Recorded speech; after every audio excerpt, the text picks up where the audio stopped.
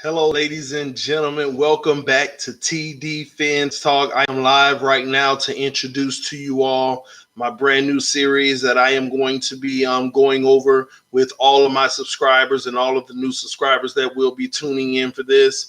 It is the NFL versus the NFLPA, the CBA negotiations, and this is only for those who realize that the NFL is so much bigger than what happens on the field on Sunday. Over the next few weeks, we will be breaking down the negotiations with the CBA, which again is the collective bargaining agreement in the NFL. And I'm going to be honest with you all. I know a lot about the CBA, but as I continue to read and read and read, I'm learning so much more, and it is so intricate to a level that actually excites someone like me because it proves the fact that what happens off the field is just as important as what happens on the field. What's happening in the CBA and the things that are being proposed can directly affect the team in so many ways in how they build their team and using smarter strategies on how they want to build their team. Now, to all of you who have been a subscriber of mine for quite some time, you know that I give a lot of facts whenever it comes to football. But I will say this. This is definitely a series that you will want to tune into as I go over it over the next couple of weeks, because there is tons and tons and tons of information to discuss in the CBA and what the players are proposing and what the NFL themselves are proposing. The reason why it's going to be important for you all, if you're a football head or you want to understand this game better outside of X's and O's, since it has a direct correlation with the X's and O's, is because there are some things contractually with players and teams that you will want to know so that you're not left in the dark whenever teams make certain decisions. And as I'm learning more and more and more about the CBA and what's been going on over the last 20 years and the next one that's coming up, it is clear to me why some teams do the things that they do, that some fan bases are just scratching their heads. Why did we do that? If you know the CBA, you'll have a better understanding of why some teams do some of the things they do, whether you like them or not. And the crazy thing is, some of the things that even with the Miami Dolphins organization that we will discuss in this series that we haven't liked of the past, now I clearly understand why they did it. Some of the contracts we've signed or some of the guys that we didn't re-sign, I definitely have a better reasoning of why we did or didn't do it. Man, if this is the part of football that is not discussed at all, to be honest with you. This is the part of football that is not discussed at all. And again, this series is only for those who realize that football is more than just X's and O's. It's professional football, that is, okay? It's so much more than X's and O's, and that's professional football. Another thing, and I'm going to go ahead and give you a little taste of one of the 50 different things that we're going to be discussing. And I might blow some of your minds with this, something that I even learned today, okay? And I'm just going to give you a little snippet of it because we have so much to discuss on this series. Every single day I'm going to come to you all live with the part of the series to go more and more and more in depth with the what I like to call the future NFL. Because, ladies and gentlemen, if you don't think it's about to change, you have another thing coming. The future of the NFL is so much different, okay? Now, one thing that you all may have not have been aware of, okay? The NFL used to be a non-profit organization. This is something that I learned today researching the NFL versus the NFLPA and the differences. The NFL used to be a non-profit corporation. They stopped being a non-profit about 2 years ago. Now, by being a nonprofit, the NFL saved about $10 million. That's the estimated amount that the league saved, and that is a drop in the bucket compared to the revenue of $15 billion that the NFL made last year of revenue, mainly from TV deals coming in, okay? But the NFL is no longer a nonprofit. And that may sound like, okay, who cares? But let me tell you why this is huge. Now the NFL, since they are no longer a nonprofit, they no longer are required to disclose contract information. Do you know how huge that is for fans and the media, where teams and the NFL no longer have to disclose contracts? And I'm just giving you this little snippet on the million things that I've learned, okay? Do you know how important that is? Do you know that, and you know how I keep on arguing Russell Wilson getting $35 million a year, how that's going to hurt the team? Now, if the team goes on for the next 5 years to be trash and everybody finally comes back to say, TD, you were right, that contract hurt that team. They can't even afford to get a good, solid team around Russell Wilson. Not that Russell Wilson is a problem, but his contract, in my opinion, is. Now, imagine if we never, as a fan base, have the right to know what our players are being paid. And they have that right now to no longer discuss contracts because they are no longer a nonprofit organization.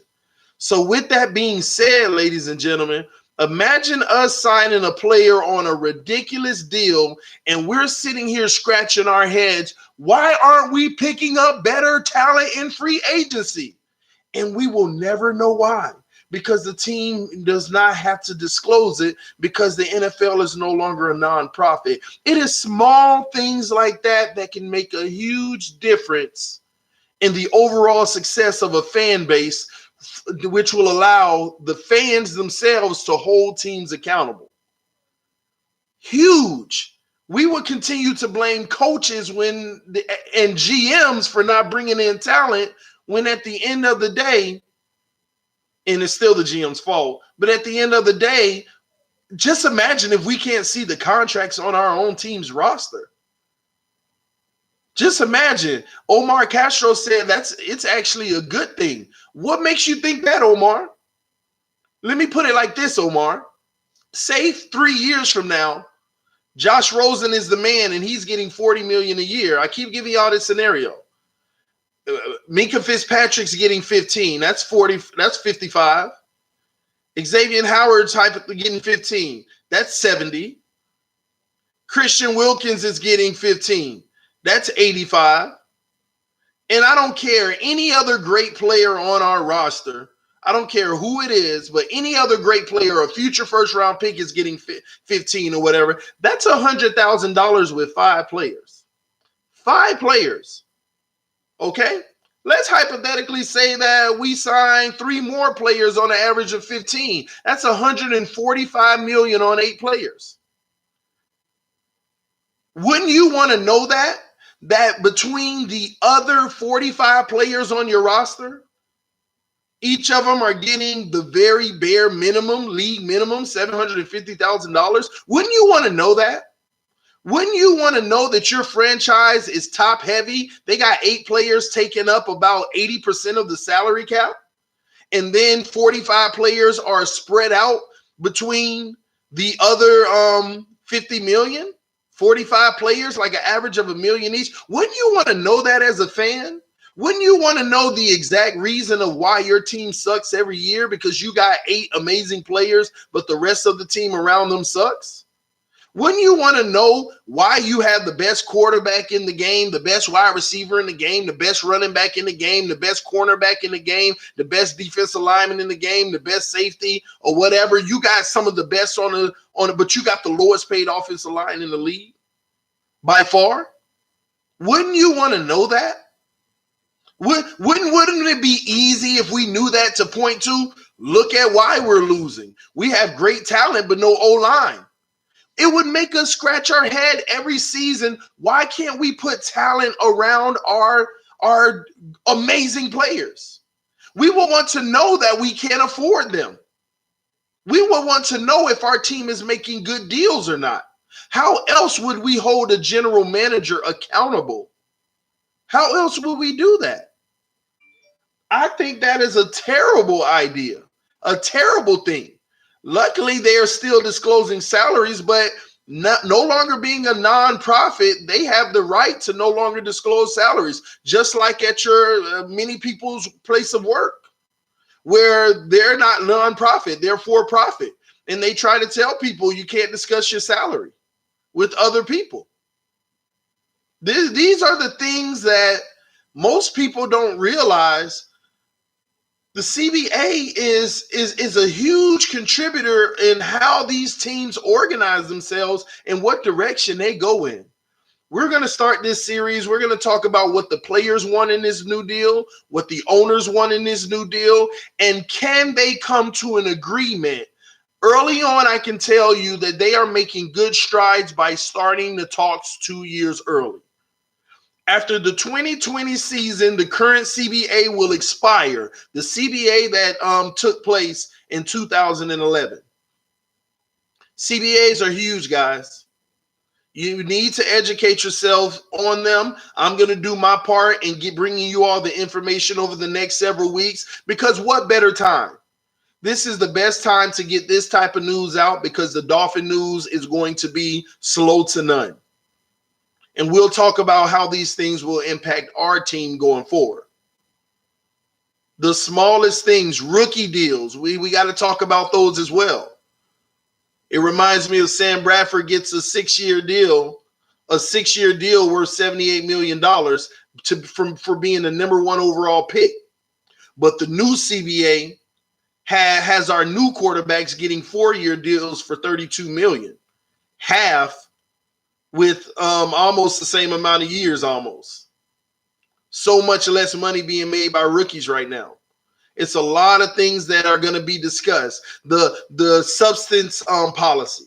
Will they legalize, in NFL terms, will they allow marijuana? Will they allow those type of things? Think about the impact that's going to have with all the talented players that are no longer in the league because they can't stay away from it. Think about the impact that'll have. All the suspensions that'll reduce. And not just marijuana, but other substances that shouldn't even be on the ban list for the NFL, which are on that list. There are discussions about that. Discussions about having 18 games, ladies and gentlemen. This is real. As of 2021, you could live in an NFL that has 18 or 17 games. These are facts. Matter of fact, you can live in an NFL that has 2 bye weeks. You can live in an NFL that only has 2 preseason games. We'll be discussing those things as well. There is so much going on in this upcoming CBA. You can be looking at a roster that no longer allows 53 players, but now 60. We're going to talk about all the things that are being proposed, what my opinion on if it's a good thing for the league or a bad thing for the league. If it's a good thing for a player or if it's bad for the players. If it's good for the front offices or if it's bad for the organizations. There are many sides to all of this. Some things that are good for the players will be terrible for the league. Some things that are good for the league will be terrible for the players. We will be discussing these things over the next few weeks while we're on what I like to call football vacation.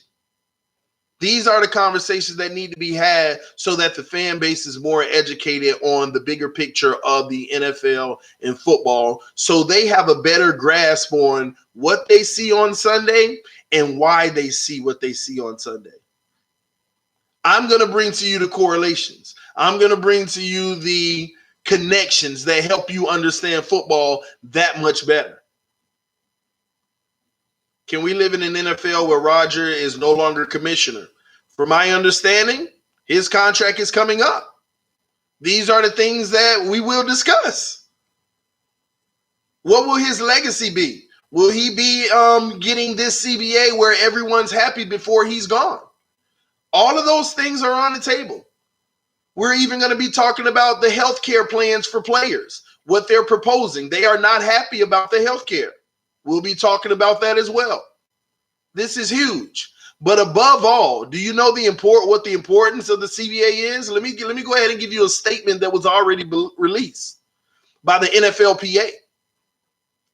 Players have already been informed by representatives of the NFLPA, and that's the NFL Players Association, by the way, to start saving their money. They have told them straight out, please, all players, start saving your money. We could be headed for another lockout. As soon as the 2020 season is over, we can be headed towards another lockout. Start saving your money. Because if we don't come to terms with what we want with the NFL and negotiate to where everyone's happy, it's a good chance that the 2021 season will not be played and or be delayed. So these are major negotiations, guys. This is no joke. A lot of people feel like the players lost last time in the negotiations in 2011. Before this CBA that we're in now, players shared revenue with the league 50-50. This new CBA was between 46 and 48 for the 46 and 48% for the players, and about 52% for the NFL. And they got less money. And like I said, the Sam Bradford deal shows you that. The old CBA, he got a 6-year deal worth over $60-70 million as the number 1 overall pick for a rookie deal. And in the new CBA that was created in 2011, the number 1 overall pick gets a 4-year deal for about $32 million. Do you see the disconnect? Even if he got that contract twice, he still got paid less than Sam Bradford did in 6 years.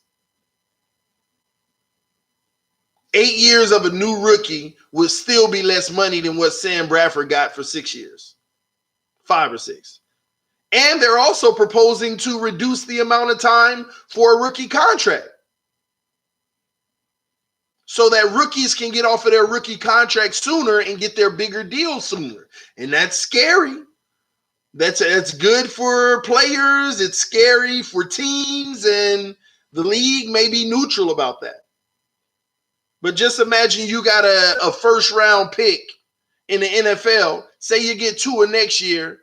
He balls out in year 1 and balls out in year 2, and he gets his money right away right after that in the 3rd year. Gets paid massive dollars.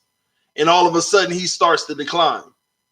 I prefer having rookies on 4 to 5 year deals where you can see their up and downs and see how do they fare out with longevity. At least you get a bigger sample size. We have plenty of quarterbacks to show. We have plenty of quarterbacks to show the first year or 2 they were amazing and haven't been the same since. And lucky for their 3rd or 4th year, the team was able to save some money on their next deal. Think about a Joe Flacco situation. The Flaccos are set for life. Yes, they are. Yes, they are. They are. Imagine if we lose the NFL and the XFL takes over. It will never happen, Florida Boy 97. It'll never happen. It just can't happen. TV deals, sir. XFL did go ahead and finally get a new TV deal, but I'm telling you, it'll never happen. It would take a mass exodus of players to reorganize and be ready to go right away. It would take an expansion of the XFL to expand right away. No time to waste. The NFL has the infrastructure in place. The XFL doesn't. The XFL doesn't. But $15 billion worth of revenue a year. That last year, each team received $255 million each. That's with their salary, to pay their staff, do everything, operate. Not only did they all share $255 million, you also have the team concession and all of those type of things where they make money as well. And we'll talk in detail about the Miami Dolphins books, how they make their money, what type of money they make, what the owner makes, his profit every year, all of that. We're going to dive in. This is the new series, NFL versus NFLPA, guys. This is TD Fans Talk. I wanted to go ahead and introduce it to you all. And before I go, once again, this is only for those who understand that football is bigger than what happens on the field. It is so much bigger than what happens on the field. It impacts directly and indirectly impacts what actually happens on the field. We're going to dive in. We're going to educate ourselves. We're going to educate ourselves together. I have a vast knowledge about it, but I'm continuously reading and learning more and more and more. And I'm going to bring it to you all. We're going to discuss it together. We're going to have an understanding of this league as a fan base. We're going to be an educated fan base over here at TD Fans Talk, because I don't want to live in a world where a fan base is making guesses and not having appropriate accountability due to our own ignorance. My ignorance as well, and I'm trying to correct that. How can you hold your team accountable when you don't know the ins and outs about the structure of the NFL and how it works? You have to know it, and no better time than NFL vacation while everybody's off for the next 6 weeks doing nothing, and we have little to no news.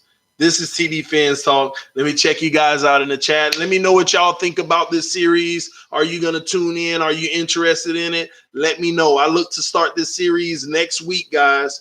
And I probably may start flush right on Monday next week. We will start the series. I'm going to be getting so much information together, making an outline. I'm going to be promoting it on Twitter, promoting it on YouTube and Instagram for people to tune in. So let your friends and family members know about the stream and let them know what we'll be discussing. It's an opportunity to educate yourselves. So during the season, when people are telling me one thing about what's happening on the field, and I'm telling them, as I often do, you're wrong. If you pay attention to the CBA, you'll know this is why the team has done this, or this is why the team didn't do this. And they're looking in, yeah, that's all just crap. No, we're going to educate ourselves. We're not going to speak in ignorance. We're going to have educated conversations, so when we debate other fan bases and our own fan base and each other, we can have informative conversations. We can have informative debates. So whenever I start and I'm going to be rolling that out too, whenever I start my hotline is what I like to call it, my dolphin line, where you can call in and we can have conversations, because I'm getting a dedicated phone line for that. I don't want to give y'all my number. Only a few of y'all got my number, but I don't want to give y'all my number. But I'm going to have a dedicated line for call-ins, and we're going to have moments where you're able to call in, give me your take on things, and we discuss and hear what you have to say. And not just this situation, but just for the channel in general. But this is TD Fans Talk, guys. Imagine if we lose did the Flacco deal start this whole thing off, team signing overpaid quarterbacks? No. Technically, it was the Tannehill. See, it wasn't overpaid at the time. What you all have to understand is the revenue has jumped up so much in the NFL. See, it's not just because we're oversigning people. See, if 10 years ago a quarterback made $13 million a year, just say 10 years ago a quarterback made $13 million a year. Just because 3 years later they made $19 million a year doesn't mean it was bad, because the revenue jumped up so great. The salary cap used to be like $133 million 9 years ago. I mean, not too long ago. It was only like $130 million. Now you have another $60 million to spread out on your team. That came because the TV deals, the new collective bargain agreement, they got more money from the TV deal. So the salaries are going to be larger.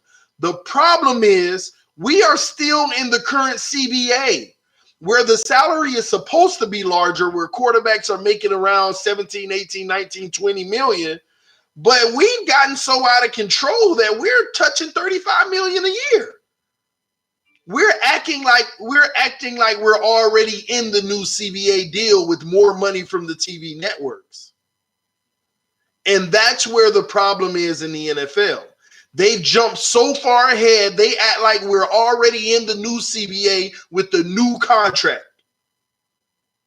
They act like we are in a new contract with the CBA, and they're already playing these players big time money. Now, to be fair, right now, the revenue of the NFL is $15 billion. So each team spreads out about $7.5 billion spread out between every team. And every team last year got $255 million from shared revenue. The good thing is in 2027, it is projected the revenue instead of $15 billion is going to be $26 billion. To help you understand that may give teams salary caps of almost $250 million. That means every position salary will be rising over the next few years. Now, the problem with teams like Seattle, they're giving Russell Wilson a deal that is in line for 2030 CBA. You know, even with the rise in the CBA, that would mean quarterbacks should be going from about 20 million to about 28, 29 million a year. But when you got quarterbacks in a current CBA, not even on the new one that should be 29, getting 35, you're still way ahead of what you should be doing. We're going to talk about this all, guys. It gets deep. It gets deep. And the more you understand this, you'll understand salary allocation and where teams are making their mistakes. CBAs are intricate and complex. But the more you know about it, the more you can use your brain and be creative on what your team can do. We're even going to discuss the simple fact that teams are not required to use their entire $188 million in salary cap. They're not even required to. They're only required to spend about 95% of it as of now. A year ago, it was 85% they were required to spend or something like that. But now they're required to spend about 95% of that salary cap. Now, what's up with the other 5? Why would they save it? Because you can carry it over for 4 years. There are 4-year periods where you have to spend about 95 a year, but the remaining amount you can put earlier years or carry on to further years. Every team doesn't operate off the same salary cap. That's another piece of education for you all. If the salary cap is 190 million, every team aren't required to be at 190 million. Some teams might be 195 million and not be over the salary cap, even though the salary cap is 190, because the year before they may have only used 85%. Some teams even save some of the money for stadium credit. It's intricate. It's so much that goes into this game. Just imagine a team that needs a new stadium and you wonder why they aren't spending that much money, because they can use some of the cap money on stadium credit. But how would you know that as a fan? You're just criticizing your team. Why are we doing this? Why are we doing that? Or yay, we did this. Or yay, we did that. And you have no idea what's going on. You have no idea. Yeah, Rip, man, I love doing this. I love live streaming and talking to you all about football, man. That's why every time I say I'm going to end the stream, I keep going sometimes. But this is amazing, man. I can't wait to discuss it with you all further. We're going to talk about facts. We're going to talk about where the players are saying HE double hockey stick no to the NFL. We're not doing that. And the NFL is saying, well, can you at least do this? And if you don't want to do that, then we won't do this. We're going to talk about all those things. All those things. The beautiful thing about this CBA is they're getting a jump start on it 2 years early to try to work out their differences early to avoid a lockout. I can't talk about it right now, Rip Tupac. I got to pick up my older sons from summer camp. As a matter of fact, I gave my babies a late nap, so they're in there now watching TV. So I need to go ahead and get them ready to go pick them up. So I can. But man, it's going to be a great conversation, one that I love, because the best way to learn for me is by teaching. Because I can read something and learn it and I know it. But whenever I bring it to you all, the facts, it locks it in for me and I love it. Now I can spew it off the top of my head without even thinking. And all the stuff that I told you all today, hell, I almost learned all of it today. just reading. Last night, before I go to sleep, I read every night something to stimulate this, something. So, and hey, guys, I urge you all to start reading up on some of this stuff as well, because we can have more detailed conversations. You can give me your thoughts on it. Your thoughts may be different from mine. You can give me a view that I didn't even think of. And that's what it's all about, the interaction, man. The interaction. Y'all hit that like button. This is TD Fans Talk. Thank you for your love. Thank you for your support. This is the intro video to my new series that I'll be coming out with next week on Monday. I'll be releasing videos about the NFL versus the NFLPA. And once again, this is only for those who realize that football is so much bigger than what happens on the field with the X's and O's. This TD Fans Talk. Love y'all. Thank you for your support. Peace. I'm out, man.